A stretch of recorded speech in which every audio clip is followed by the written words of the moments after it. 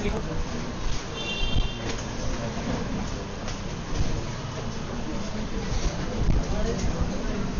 Negative ions में लिखना पड़ेगा पहले N3- नाइट्रोजन के ऊपर 3- चार्ज है, ऑक्सीजन के ऊपर 2- चार्ज है, क्लोरीन के ऊपर 1- चार्ज है, क्लोरीन के ऊपर 1- चार्ज है,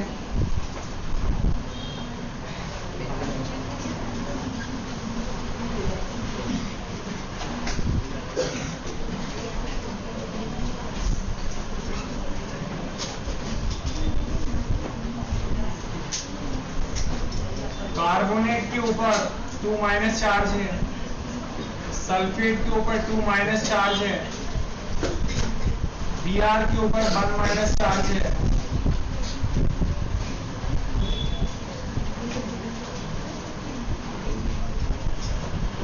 नाइट्रेट के ऊपर NO3 1- चार्ज है, nitrate. Yes sir.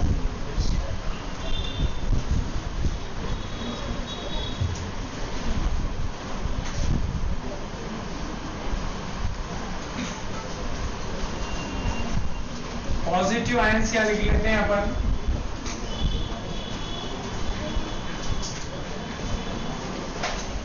Positive ions, आवाज नहीं करिएगा। Potassium plus ion, sodium plus ion, beryllium 2+ ion, beryllium 2+ ion,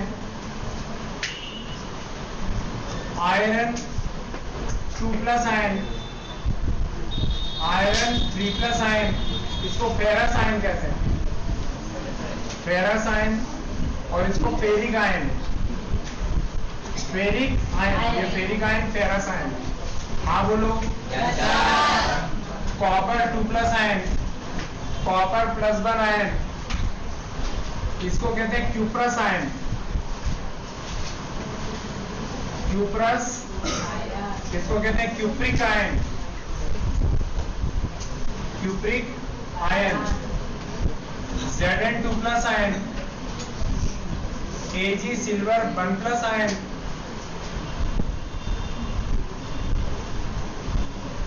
NH4 ammonium ion,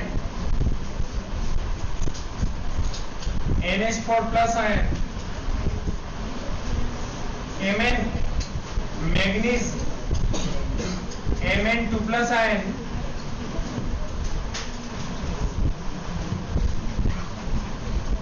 ये देखो ना भाई, ये सारे काम के पॉजिटिव आयन लिखे मैंने, और इधर काम के सारे मुन्ना नहीं यही समझ। अब इनके कंपाउंड अपन बनाते हैं, देखिए 2-4 और की प्रैक्टिस करते हैं अपन। जल्दी से उतार लीजिए। क्लोराइड आयन, कार्बोनेट आयन, क्या नाम है इसका? Carbonate ion. सल्फेट आयन, क्या नाम है इसका? Sulphate ion. ब्रोमाइड आयन, नाम क्या है इसका? Nitrate ion, nitrate ion. नहीं आ रहा समझ में? कितना आ रहा है? पूरा। इसका नाम है पोटेशियम आयन, पोटेशियम आयन। इसका नाम है सोडियम आयन, इसका नाम है बेरियम आयन, बेरियम आयन। इसका नाम है बेरिलियम आयन, बेरिलियम। इसका नाम ferrous ion, ferrous ion, ferric ion. इसका नाम zinc ion, silver ion,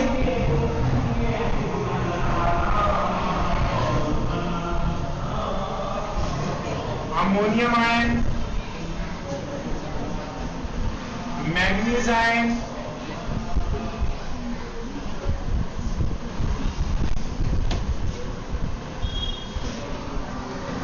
manganese ion, हाँ बोलो भाई।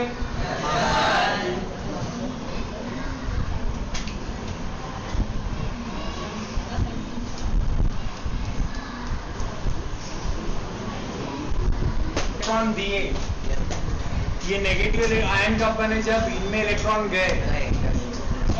सब लोग सुन लीजिए फिर से, ये जो एटम थे इन्होंने इलेक्ट्रॉन्स निकाले और वो इलेक्ट्रॉन यहां से इनमें गए, इन्होंने इलेक्ट्रॉन निकाल दिए थे, इसलिए इनके ऊपर पॉजिटिव आयन हो गया, पॉजिटिव चार्ज क्रिएट हो गया, और वो इलेक्ट्रॉन इनमें चले गए तो इनके ऊपर नेगेटिव चार्ज आ गए, नेगेटिव आयन में कन्वर्ट हो गए। ये अपन ने कल देखा था। अब मैं इन पॉजिटिव आयनों और नेगेटिव आयनों की मदद से ढेर सारे आयनिक कंपाउंड बना सकते हैं अपन। आयनिक कंपाउंड का मतलब होता है इलेक्ट्रॉन के देने से और इलेक्ट्रॉन के लेने से जो कंपाउंड बनेगा उसको आयनिक कंपाउंड कहते हैं। ठीक समझ में आ रहा है? ओके, इलेक्ट्रॉन के ट्रांसफॉर्मेशन। तो देखो ये ध्यान से, अगर मैं पोटेशियम और ऑक्सीजन की रिएक्शन करवा दूं तो क्या बनेगा? देखो, पोटेशियम और ऑक्सीजन की रिएक्शन करवा दूं, ये पोटेशियम और ऑक्सीजन की रिएक्शन करा दूं तो पोटेशियम ऑक्साइड बनेगा, पोटेशियम ऑक्साइड बनेगा। बेटा थोड़ा पोटेशियम ऑक्साइड, पोटेशियम के ऊपर चार्ज है +1, ऑक्सीजन के ऊपर है 2-, ये 1 को यहाँ नीचे लिखेंगे, ये 2 को यहाँ नीचे लिखेंगे और क्रॉस मल्टीप्लाई कर देंगे। बेटे यही समझ। अब बन जाएगा आपके पास K2 O1, तो K2 और पोटेशियम ऑक्साइड का फॉर्मूला आ गया दोस्त, नहीं यही समझ। अब देखो, ये पोटेशियम और ये हो गया आपके पास फ्लोराइड, तो पोटेशियम और फ्लोराइड के लिए अपन कंपाउंड बनाए potassium fluoride, potassium fluoride, potassium के ऊपर K++1 चार्ज, फ्लोराइड के ऊपर -1 चार्ज, ये 1 यहां लिख दो, ये 1 यहां लिख दो, मल्टीप्लाई कर दो ऐसे, K1 F1 मतलब Km आंसर आ जाएगा, पोटेशियम फ्लोराइड जिसको कहते हैं, पोटेशियम फ्लोराइड। अब मैं पोटेशियम के साथ क्लोरीन लेना चाहता हूं तो देखते हैं, पोटेशियम क्लोराइड बनेगा, पोटेशियम क्लोराइड बनेगा। नहीं आ रही समझ में आपको? पोटेशियम का फॉर्मूला होता है +1 चार्ज, क्लोराइड का कितना होता है -1 चार्ज, ये 1 नीचे लिख दो, ये 1 नीचे लिख दो, मल्टीप्लाई कर दो आप, तो K1Cl1, K1Cl1 मतलब KCl, पोटेशियम क्लोराइड का फॉर्मूला दोस्त, नहीं यही समझ। अब सुन तू, पोटेशियम और कार्बोनेट की रिएक्शन करवाए, पोटेशियम और कार्बोनेट, तो पोटेशियम कार्बोनेट बनेगा, क्या बनेगा? Potassium carbonate. पोटेशियम का फॉर्मूला बोलो क्या है? +1 चार्ज, कार्बोनेट का अब ये 1 यहाँ नीचे लिख दो और ये 2 नीचे लिख दो, मल्टीप्लाई कर दो, K2 CO3 1, K2 CO3 potassium carbonate का फॉर्मूला दोस्त, यही समझ। अब सुन तो, पोटेशियम और सल्फेट को लेके कंपाउंड बनाए तो पोटेशियम सल्फेट बन जाएगा, ठीक है? तो यहाँ पर देखो, पोटेशियम सल्फेट, बहुत मुश्किल आ रही है ना भाई? पोटेशियम K+1 सल्फेट क्या हो गया? SO4 -, अब ये 1 को यहाँ लिख दो नीचे और ये 2 को यहाँ लिख दो, मल्टीप्लाई कर दो, K2 SO4 1, तो फॉर्मूला क्या बन गया? K2। बहुत मुश्किल है भाई। ओके, अब जैसे इसको इसके साथ जोड़ सकते हो, जैसे देखो सुनो, इस फेरस आयन, फेरिक आयन को ये है, ये फेरिक आयन और ये फेरस, ये फेरस आयन और ये कौन सा? Ferric ion. अब सुनना, अगर मैं इसको इसके साथ जोड़ रहा हूं तो फेरस सल्फेट बनेगा, और अगर इसको इसके साथ जोड़ रहा हूं फेरिक सल्फेट। मुन्ना नहीं है समझना, मजाक कर रहे हो?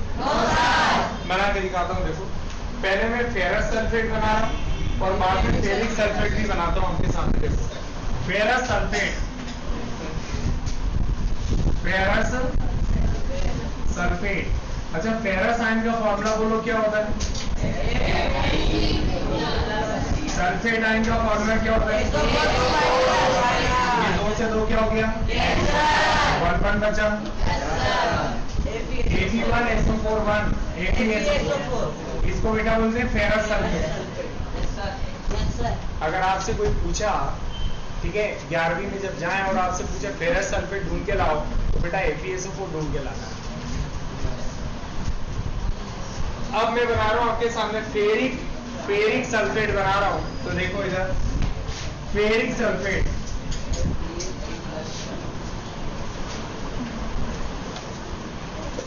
Fe के ऊपर कितना चार्ज है? प्लस। और SO4 के ऊपर कौन सा है? ये 3 यहाँ लिख दो और 2 क्रॉस मल्टीप्लाई कर दो। Fe2SO4 थ्राइस, Fe2SO4 थ्राइस बेटा फेरिक सल्फेट का फॉर्मूला है, यही समझना। तो मेरे भाई हमको किसी भी प्रकार का कोई फॉर्मूला याद करने की जरूरत वैसे पड़ती नहीं है। अगर किसी ने कोई भी फॉर्मूला पूछा तो उसका बेसिक हमको मालूम होना चाहिए। ये सब बेसिक है और ये बेसिक यही खत्म नहीं होता। आपकी क्लास के लिए पहले चैप्टर के लिए जितना बेसिक जरूरत उतना बेसिक मैंने आपको बता दिया। अब इसमें आप ढेर सारे कंपाउंड बना सकते हैं। ये सिल्वर जिंक को सबके साथ जोड़ सकते हो, zinc carbonate, zinc sulphate, zinc, ठीक है, जिंक क्लोराइड, जिंक के साथ क्लोरीन, जिंक क्लोराइड, ठीक है, जिंक ऑक्साइड। अरे ढेर सारे बनाओ भाई, खूब प्रैक्टिस करो। इनकी अलग प्रैक्टिस कर लो, पहले उनकी अलग कर लो और ढेर सारे कंपाउंड बनाते जाओ। मुश्किल है ना? तो जितनी नीड थी हमको, जितनी जरूरत थी उतना हमने सीख लिया। इसको और उतार लो घर पे और ढेर सारे बना के लाना। कल मैं चेक करूंगा आपकी कॉपी में। ढेर सारे मतलब कितने? 2। अरे ढेर सारे मतलब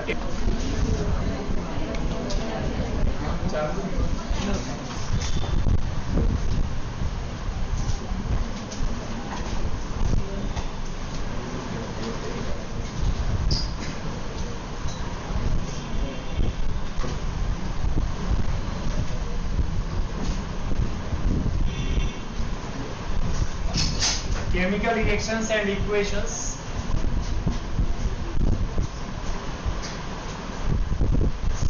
जनरल डेली लाइफ में हम लोग बहुत सारी घटनाएं देखते हैं, बहुत सारे चेंज होते हुए देखते हैं। एग्जाम्पल देखो,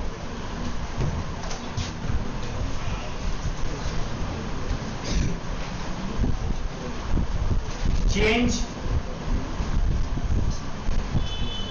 to ice into liquid water, change to ice into water। हम चेंज की बात कर रहे हैं। तो यहां भी चेंज हुआ, आइस चेंज हुआ किसके अंदर? वाटर में। आइस को फ्रिज में से निकालो, यहां रख दो, वो हीट को एब्जॉर्ब करेगा, ये हीट को एब्जॉर्ब करेगा और वो लिक्विड में कन्वर्ट होता जाएगा। यहां पर आइस में वाटर के मॉलिक्यूल्स होते हैं और जो थोड़े से क्या होते हैं? क्लोज, थोड़े पास होते हैं। दोस्तों यही समझना। लेकिन जब उसको हीट दे देंगे तो यही मॉलिक्यूल क्या हो जाएंगे? थोड़े ज्यादा डिस्टेंस पर आ जाएंगे, लेकिन मॉलिक्यूल में किसी प्रकार को कोई चेंज नहीं आएगा, डिस्टेंस बढ़ जाएगी। दोस्त यही समझना। नया मटेरियल नहीं बना कोई। यहां पर भी ये H2O ही है और यहां पर भी H2O ही था। ये देखो, नया कोई मटेरियल नहीं बना हूं ना, वही है। सिर्फ मॉलिक्यूल की डिस्टेंस कम थी, डिस्टेंस बढ़ गई। सॉलिड से वो किसके अंदर आ गया, लिक्विड। कोई नया मटेरियल। और अगर जब नया मटेरियल अगर किसी चेंज से ना बने तब उस चेंज को फिजिकल चेंज। क्या कहते हो आप, फिजिकल चेंज। नया मैटर नहीं बनना चाहिए, न्यू आइडेंटिटीज वाला, नई प्रॉपर्टीज वाला कोई मटेरियल नहीं बनना चाहिए। यहाँ पर पानी पहले भी था, वाटर H2O, यहाँ पर वाटर यहाँ भी अभी भी है, बस अंतर इतना कि ये सॉलिड फॉर्म में था, आपका किस फॉर्म में आ गया, वही। यहाँ कोई नया मटेरियल तो बना नहीं। ऐसे चेंज को हम फिजिकल चेंज कहते हैं दोस्तों, यही समझना है। तो ये जो चेंज है इसको कहते हैं फिजिकल चेंज। फिजिकल चेंज कितना समझ में आया बेटे? अब मैं आपके सामने एक एग्जांपल लेके दिखाता हूं, सुनना ध्यान से। मैंने यहां पर लिया हाइड्रोजन गैस, ये जी लिख दिया, जी मतलब गैस। यहां पर ली मैंने ऑक्सीजन गैस, जी मतलब गैस लिख दी मैंने। और इन दोनों की मैंने क्या करवा दी बेटे, रिएक्शन। रिएक्शन से बन गया यहां पर वाटर। ये देखो, थोड़ा बैलेंस कर लेते हैं इसको। ऑक्सीजन यहाँ पे 2 है, यहाँ 2 लाने के लिए इसमें पूरे में 2 का क्या करोगे, 2 ऑक्सीजन इधर भी, 2 ऑक्सीजन। हाइड्रोजन हो गया 4, यहाँ 4 लाने के लिए 2 का क्या करोगे। तो मेरे भाई यहाँ पर ये मटेरियल अलग स्पेशल बन गया। ये चेंज तो हुआ यहाँ, लेकिन इस चेंज में नया मटेरियल बन गया, नई आइडेंटिटी वाला, नई प्रॉपर्टीज वाला कंपाउंड बन गया। कैसे नई प्रॉपर्टी वाला? हाइड्रोजन एक गैस है, ये भी गैस है, लेकिन ये कौन है, लिक्विड है। और देखो अभी मैं बताता हूं सबसे बड़ा चेंज क्या। हाइड्रोजन को जलाओगे तो कंबस्टिबल गैस है, खुद जलती है। भैया आ रहा है समझ? ये खुद जलती है गैस। ऑक्सीजन जलाने में मदद करती है, सपोर्ट्स इन कंबशन। ये जलाने में मदद करती है, खुद जलती है। लेकिन इन दोनों से बना हुआ जो नया मटेरियल है वो आग को क्या करता है, तो कमाल है। मतलब इन दोनों की प्रॉपर्टी से हटके कोई कंपाउंड बन गया, हटके कोई मटेरियल बन गया, मतलब नया मटेरियल बन गया। नया क्यों बोला? क्योंकि इनकी प्रॉपर्टी, इसकी प्रॉपर्टी इन दोनों से क्या है, अलग है। और इसीलिए इसको क्या, इस चेंज होने को कहते हैं केमिकल चेंज। नहीं आ रही समझ? इसको केमिकल चेंज कहते हैं। नई आइडेंटिटी वाला, नई प्रॉपर्टी वाला कंपाउंड अगर बना लो, नई प्रॉपर्टी वाला अगर मैटर बना लो, तो ऐसे चेंज को फिजिकल चेंज नहीं कहते, केमिकल चेंज कहते हैं। भाई लोग नहीं आई समझ? कितना समझ में आ रहा है? ये देखो केमिकल चेंज, समझ में आ रहा है? केमिकल चेंज जिस प्रोसेस के थ्रू होता है उसी को केमिकल क्या कहते हैं, रिएक्शन। उसको केमिकल रिएक्शन। अभी रिएक्शन की सबकी डेफिनेशन लिखने वाले हैं अभी। अब और एग्जांपल लेता हूं, ध्यान से सुनना। अगर मैं कार्बन की बात करूं, ये 6 कार्बन लिए मैंने। ऑक्सीजन की बात करूं मैं, हाइड्रोजन की बात करूं तो 12 हाइड्रोजन के एटम लिए। और ऑक्सीजन की बात करूं तो 6 ऑक्सीजन लिए। और तीनों को मिला के मैंने क्या बनाया, ग्लूकोज बनाया। दोस्तों नहीं यही समझना, ये ग्लूकोज का फॉर्मूला है C6H12O6। अब सुनना, ये जो नया मटेरियल आपने बनाया है, क्या उसकी आइडेंटिटी इनसे अलग है कि नहीं है? अभी चेक कर।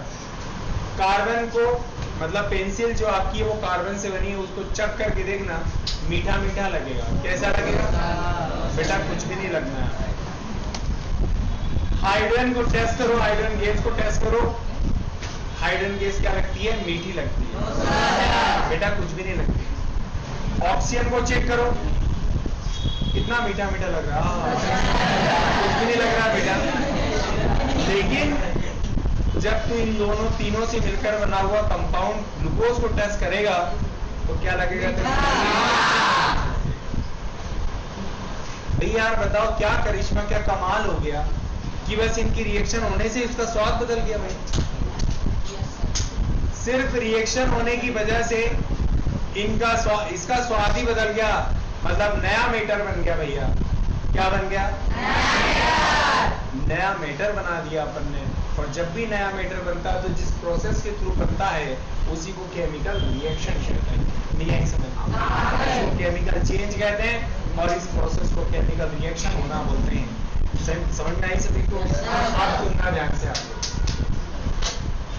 अगर मैं चाय बनाऊं, चाय बनाने के लिए दूध लिया, शक्कर ली, चाय पत्ती डाल दी, अदरक डाल दिया, इलायची 2-3 दाने डाल दिए और चाय बना के पी गए। तो मेरे को एक बात बताओ, जिसको मालूम हो वो सिर्फ हाथ ऊंचा करना।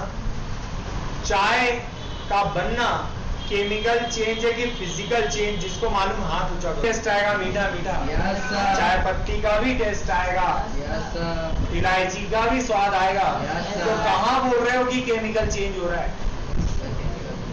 किसने बोला केमिकल चेंज? फिजिकल बता दो दी हमने, बंद कर दिए। कुकर में चावल डाल दिए, मूंग की दाल डाल दी, तुअर की दाल डाल दी, ठीक है, नमक भी डाल दिया, हल्दी भी डाल दी, पानी भी डाल दिया और उसको गैस पे उबाल लिया। खिचड़ी उसमें सबका स्वाद आएगा मुन्ना। कोई नई चीज थोड़ा ना बना दी आपने रिएक्शन करके। नई तो चीज तब बनती जब रिएक्शन होगी। नहीं आ रही बात समझ? एग्जाम्पल लेता हूं, ध्यान से सुनना। अगर यदि मैं हाइड्रोजन को देखूं, सल्फर को देखूं, ऑक्सीजन को देखूं, अगर हाइड्रोजन को अकेला फर्श पर डालूं तो कोई नुकसान नहीं होगा फर्श को। सल्फर को यहां पटक दूं तो कोई नुकसान नहीं होगा फर्श को। ऑक्सीजन को डाल दूं तो कोई नुकसान नहीं होगा फर्श को। लेकिन तीनों से मिलकर बना हुआ अगर कंपाउंड ले लूं H2S4 सल्फ्यूरिक एसिड, तो मेरे भाई ये पूरी फर्श को एकदम खा जाएगा। इतना स्ट्रॉन्ग एसिड है, डेंजर है, बहुत खतरनाक। मतलब यार देखो, इसको छू रहे तो कुछ हो नहीं रहा है, अकेले इसको छू रहे तो कुछ हो नहीं रहा है, और इसको छू रहे तो भी कुछ नहीं हो रहा है। देखो हमारी बॉडी में ऑक्सीजन जा रही है, लेकिन भाई के अंदर अगर छू ले तो क्या होगा? हमको बड़ा मजा आ जाएगा। तो मतलब यहाँ पर ये नया आइडेंटिटी वाला कंपाउंड बन गया, तो इसी को क्या कहते हैं? Chemical change. अब सुनना, हमारी बॉडी में जो डाइजेशन होता है, पाचन की क्रिया होती है, वो केमिकल चेंज है मुन्ना। वो केमिकल चेंज, अंदर केमिकल चेंज हो रहा है। नहीं आ रही समझना? अंदर रिएक्शंस हो रही है बॉडी के अंदर, वो केमिकल चेंज है। प्लांट्स की बात कर रहे हो तो फोटोसिंथेसिस की बात कर रहे हो, तो प्लांट जो है उसके अंदर भी कौन सा चेंज होता है? केमिकल चेंज होता है। तब जाकर के लीव्स बनती हैं, फ्रूट्स बनते हैं, फ्लावर्स बनते हैं। ये सब केमिकल चेंज से बनते हैं भैया, कोई फिजिकल चेंज से नहीं बनते। ये सब केमिकल रिएक्शंस होती है अंदर और उसके बाद बनते हैं। नहीं आई बात समझना? कितना समझ में आ गया? तो फिजिकल चेंज सिर्फ मिक्स होना होता है, स्टेट चेंज होना बोलते हैं। नया आइडेंटिटी वाला कंपाउंड। केमिकल चेंज से क्या होगा? डिफरेंट आइडेंटिटी वाला कंपाउंड बन जाएगा। कोई दिक्कत वाली बात हो तो बताओ। आप लोगों ने देखा होगा कि हेडेक हो रहा है, सिर दर्द कर रहा है, तो अपन सिर दर्द की गोली लेते हैं और हमको आराम पहुंच जाता है। वो जो गोली बनी है वो फिजिकल चेंज से बनेगी, केमिकल चेंज से? मेडिकल शॉप पे जितनी भी दवाइयां हैं सबकी सब काय से बनी है? एक भी दवाई ऐसी जो फिजिकल चेंज से बनी होगी? सारी की सारी जो है केमिकल। भैया नहीं, केमिकल चेंज से बनी। आप ध्यान से सुनना, सवाल उठता सर दिमाग में एक सवाल आता है, कैसे पहचानेंगे कि केमिकल चेंज हो रहा है? हम कैसे पहचानेंगे कि केमिकल चेंज हो रहा है? तो उसके लिए कुछ प्रॉपर्टीज मैं बता रहा हूं जो आपकी किताब में भी लिखी हैं, वो फ्रंट पे लिखी, देखो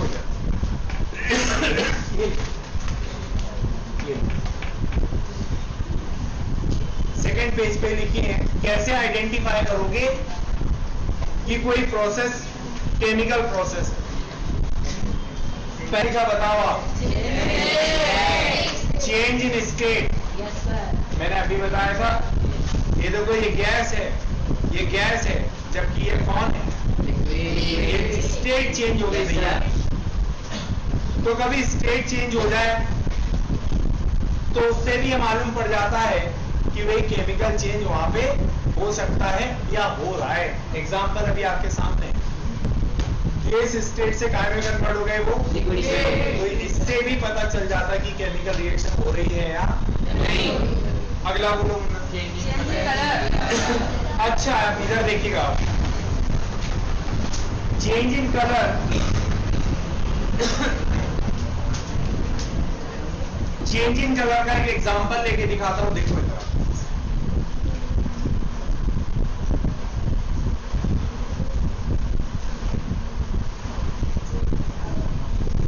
व्हाट इज दिस भैया?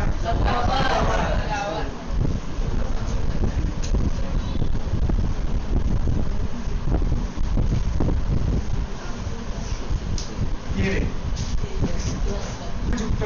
कलरफुल जो है फ्लावर है, और मैंने इसके ऊपर क्लोरीन, जो मार्केट में क्लोरीन की बोतल आती है, उस क्लोरीन की बोतल की 2 बूंदे क्लोरीन की मैंने यहाँ डाल दी।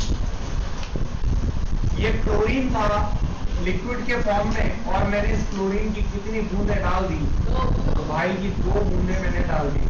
ये देखो,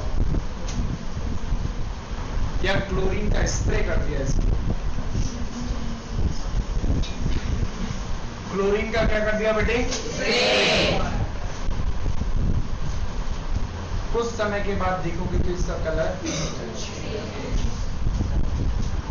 डिकलराइज हो जाएगा, और पूरे कलर, ये क्लोरीन, ये जो जैसे ही जाएगा डिकलराइज हो जाएगा, ये मतलब इसका कलर पूरा खत्म हो जाएगा, गायब हो जाएगा। सवाल का सर क्यों हुआ? क्योंकि फ्लावर के ऊपर कौन से मॉलिक्यूल थे बेटे?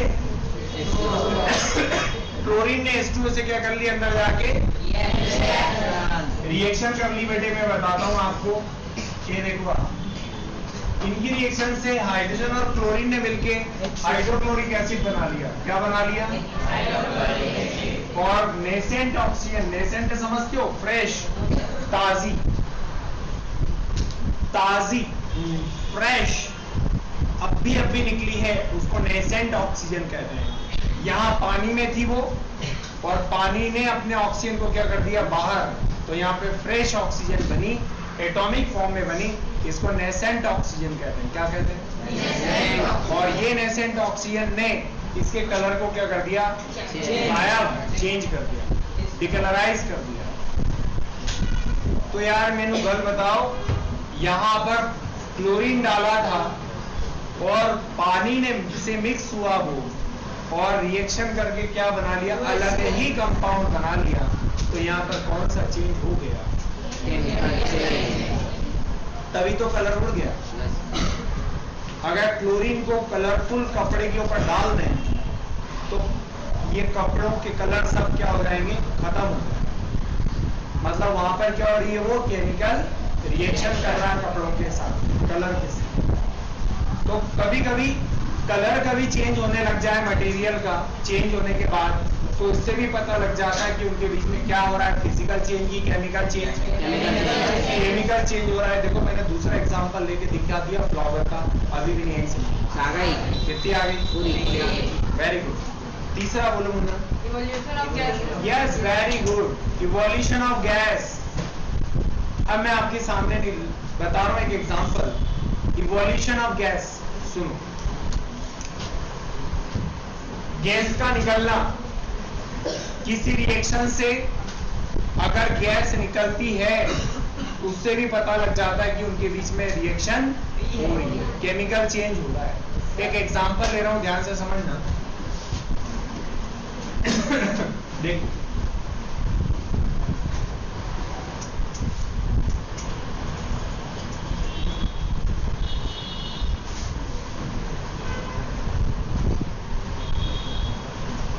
तैयार हो भैया? ए भाई, यस सर। अभी भी नहीं आई?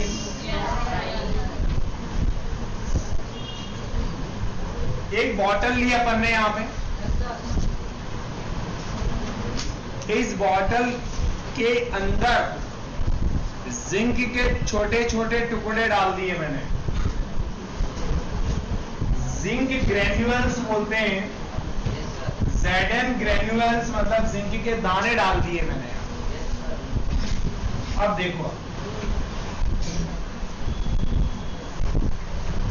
ऊपर मैंने लिया यहाँ पर फनल और यहाँ पर है उसका बॉल, मैंने यहाँ पर इसको खोल दिया और यहाँ पर भर लिया था मैंने HCl, हाइड्रोक्लोरिक, ये देखो भाई, और हाइड्रोक्लोरिक एसिड किसके साथ के चला गया बताओ? जिंक के पास चला गया। अब जिंक के पास जब जैसे ही जाएगा, यहाँ से गैसों के बबल्स निकलना चालू हो जाएंगे। अब गैस कौन सी है वो देख लो आप, मैंने लिया था HCl बेटे, नहीं आई समझ में? उसने किसके पास जाके रिएक्शन करी? जिंक के पास रिएक्शन करी। जिंक और क्लोरीन, अब ये बोलने की जरूरत नहीं बेटा कि जिंक और क्लोरीन मिलके क्या बनाएंगे। जिंक और क्लोरीन क्यों जुड़ेंगे? क्योंकि जिंक पॉजिटिव और क्लोरीन नेगेटिव। ऐसा मैंने कितने सारे एग्जांपल आप करके लाओगे। तो जिंक और क्लोरीन से कौन सा कंपाउंड बनेगा? ZnCl2। ये प्रैक्टिस करके लाना था, समझ में आएगा। जिंक क्लोराइड ZnCl2 ही बनेगा।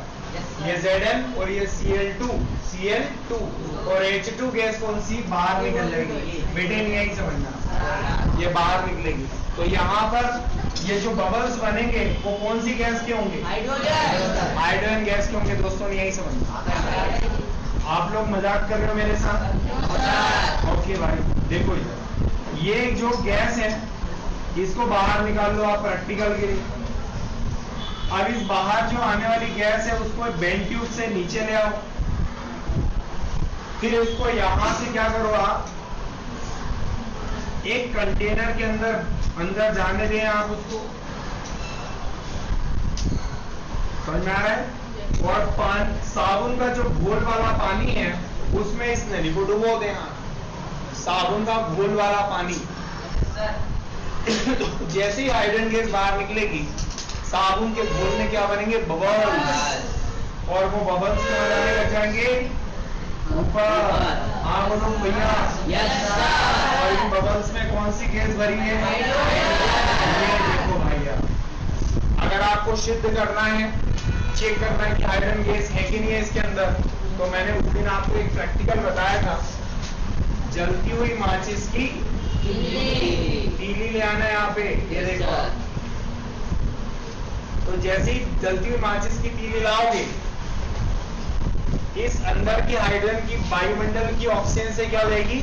रिएक्शन, और यहाँ पर ये बबल फूट जाएगा और पॉप साउंड के साथ फूटेगा भाई। नहीं यही समझ, जैसे पट पट की आवाज आती ना, पट करके फूटेगा ये यहाँ से। नहीं यही समझ। तो यार इवोल्यूशन ऑफ गैस का एक एग्जांपल दिया मैंने यहाँ पे कि कभी कोई चेंज हो आपके सामने और वहां से गैस निकलती हुई दिखे, तो भी हम पता लगा, ऐसा थोड़ा अनुमान लगा सकते हैं कि हो सकता है कि वहां पर कौन सा चेंज हो रहा होगा? केमिकल चेंज हो रहा होगा। कभी कलर चेंज हो जाए, कभी कोई गैस इवॉल्व हो जाए, कभी कोई स्टेट चेंज हो जाए। उन सबसे पता लग सकता है कि उनके बीच में क्या हो रही है? केमिकल रिएक्शन हो रही, केमिकल चेंज हो रहा है। माइक्रो कितनी समझ में आ गई? अरे श्योर?